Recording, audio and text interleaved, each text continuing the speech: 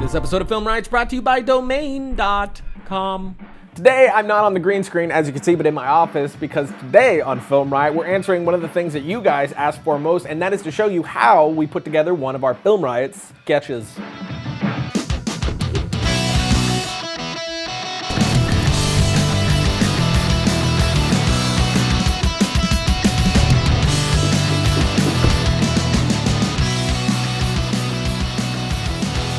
So usually what I'll do is I'll go through the emails that we get from you guys from Film Riot, old Twitter submissions and Facebook stuff to try to get an idea of what people are asking for most, or just get an idea that sparks something from me. But I'm really just procrastinating because we're not doing that for this episode. For this episode, we're doing tracking, so I already know what the effect is. I just got to come up with a sketch for it, but I don't have an idea yet, so I'm kind of procrastinating. That's all I got. I know it's gonna be in the house, but I still don't even have a concept. How is this writing? It's the YouTube vortex, man. You go on for a very specific reason. Next thing you know, street fight videos. It happens every time somehow. Something that is funny, which I used to feel like I was procrastinating, which really procrastinating is part of creativity, at least for me. I mean, I've heard other people say, the Coen brothers call it couch time, that when you're doing couch time, basically just laying there staring into the oblivion, you're working. That's a part of writer's work. You just gotta retreat into your imagination and wait for something to strike so then you can go to work. My wife used to get mad because she would catch me doing it and think I wasn't working, when in fact, it's one of the hardest parts, creating something from nothing. I'm so bored. Still waiting on Ryan. Still waiting on Ryan. Ryan, are you done? Ryan! Take that as no. You know what I do when I'm feeling discouraged? What? Don't stop, don't give up. Don't stop, don't give up. Don't stop, don't give up. Don't stop, don't give up. Don't stop, don't give up. Keep trying. Should be writing. Keep trying. Don't give up. Don't give up. This girl is You'll inspirational. get it right. You'll get it right. Okay, so I think I got an idea. I mean, we're on a super tight deadline, so whatever we put into 3D space to track has to be pretty simple. And I was thinking about how Fringe does the text, you know what I mean, in 3D space. So what if the people in that universe could actually see the text? You're just going through your day and there's just text telling you the most obvious things. Nothing helpful at all. Like, it's the TV, it's your toothbrush. Until you finally get pissed off at it, but then as it turns out, the text can hear you. So you and the text have an argument.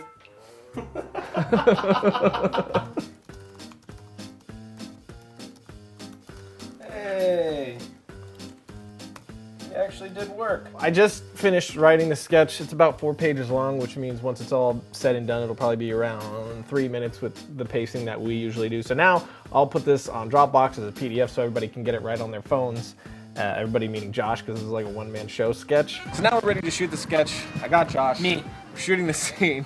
We're actually not even remotely going in order at all with this sketch. I'm just keeping it all in my head, and that's one thing that I never do. I don't do shot lists and I don't do storyboards. I just keep it all in my head and I kind of edit as I go. I started doing that years ago as just practice, and I just kept doing it. It keeps my brain fresh. But as you can see, we have no boom operator either. I like to keep the shoots as much as how anybody that's watching this would have to do it if they're doing it at home, guerrilla style. Whoa! Get you back, you font! Dude, this time say ask if it's bold, because it's kind of fat at the end. Whoa! Frick you back, you font! What are you, bold? You look kind of fat. So we just finished up shooting, which I shot on the glidecam because we're at such a short deadline. I wanted to do something where it'd be much more smooth, so it would make the track a lot easier since we have to try to deliver this episode in a day. But also, as you saw, we always leave it open for ad-lib. I find that most of the funniest lines or moments or most quotable things that we've ever done always came from something we came up in the moment. So I like to keep it open for everybody to be able to come up with ideas as we go, because usually that's when we get the funniest stuff. But now that we're done with this, time to move on to editing. Josh, if you want to start a business, what do you need? Probably some weird random business idea that you're gonna come up with right now. No, money. And what's the best way to keep money? By not using a crappy company for your domain hosting and your URL. That's right, you need domain.com for that business about duck shoes that you're about to make. Yeah, there it is. Like for instance, say you want to walk on water. Who the freak doesn't want to walk on water? What floats on water? Ducks. Ducks. Now imagine you have duck shoes. What are you going to be able to do? Not walk on water. Walk on water, correct. So that is a BA business that now needs a website. Where you're gonna get the website, we already talked about this, domain.com. Best place to get your hosting and domain URL up and going, especially since they got the domain discovery service that's gonna help you pick the right name for you, like duckshoesonwater.com. Perfect. Great, dog, great. And speaking of saving money, so use good. the coupon code FilmRiot at checkout for 15% off your domain name and web hosting. So get them ducks on some people's feet by using domain.com today, friendo. Logo. So now I got all my footage imported, which a lot of people ask me, what do I do about storage? Right now I'm using Western Digital hard drives. I have a ridiculous amount of external hard drives. I think I have like 26 terabytes on my desk right now, which is not a great solution. We're looking into getting some Drobos, but those are extremely expensive. So we're going bit by bit, but we're gonna be upgrading to those pretty soon. So here I have all my folders of the different episodes. And here I have episode 281, which I've already created, my project file, and brought in my footage. So now I'll go through all of the footage I have, picking my favorite clips, and starting to piece the sequence together. But I am getting to the point where I'm gonna start sending stuff to After Effects. So to do that, all I'm gonna do is right-click a clip and hit replace with After Effects composition. What that's gonna do is open up After Effects and allow me to work in After Effects while still maintaining this clip over here. So dynamic link will allow me to do things to my clip in After Effects, and it will remain in Adobe Premiere, but will have the adjusted effect on it, which with the deadlines that we have, is glorious, because that means I can just stay in here and not add all the extra render time, which will really slow us down since we're already gonna have a late episode on our hands.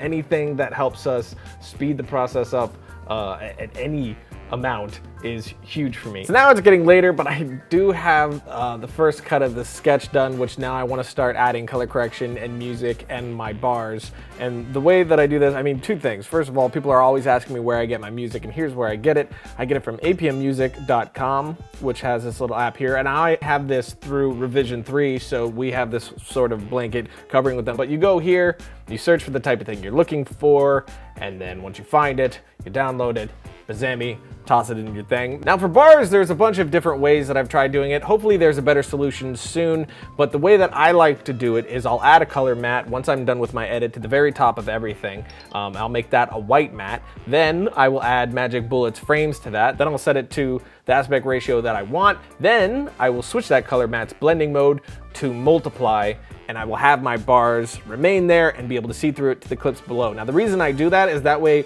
the bars stay like that just fine, and I can manipulate the clips below without having to add frames to every single clip. I hated doing that, it did not work for me, but doing it this way works perfectly. Hopefully there's a better solution soon, but as of right now, this is the best way that I personally found to do it. So now I'm done with the sketch and the effect, and I finished writing my stand-ups. I always wait to write this till after I've done the effect. That way, if I learned anything new in the process, I can add it to this to show you guys if I find a new way of doing it or something that perfects it a little bit better, makes it a little easier to do. I can fit it in here before we go shoot that. But now that it's done, which means it's time to convert it to the teleprompter and go get it shot up in the studio. So now we're in the studio. I'm on the green screen and I'm getting ready to shoot my stand-ups. As you can see, we have all the lights set up for the green screen. And this is actually where we shoot FilmRiot Mondays as well. And we have Josh. Here we have the teleprompter, which is what I read off of. We do a lot of ad-lib, but I use the teleprompter, which is being run off of our iPad. And it works like this.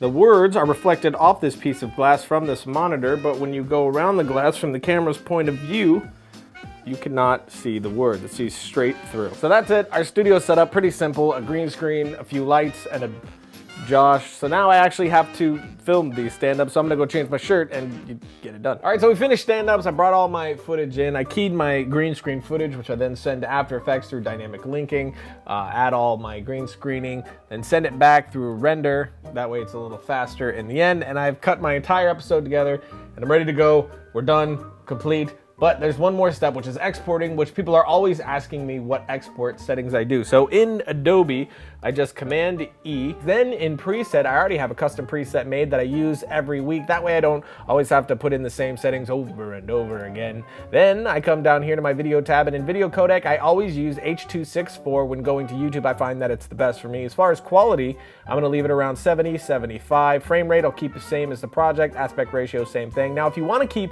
your file size down a little bit, jump over to audio, change from uncompressed to AAC, and for sample rate, take it from 48 to 441. You're not really going to hear much of a difference when going to the internets, and it's going to take your file size down quite a bit. So that's it. Now it's time to export out this episode and actually upload it, which it's about time because it's no longer Thursday, it's now Friday in the AM, and this episode is very, very late, but we're doing several projects all at once, not to mention trying to shoot this next week's episode while trying to finish it. So sometimes things get a little bit behind, but better late than never, right? But that's how we shoot a sketch, and I guess that's an entire overview of how we do an episode, really. If you have any questions that you don't think I answered, feel free to tweet them to me at twitter.com/Ryan_Conley. And I'm gonna go to bed. I'm tired. I'll see you next week.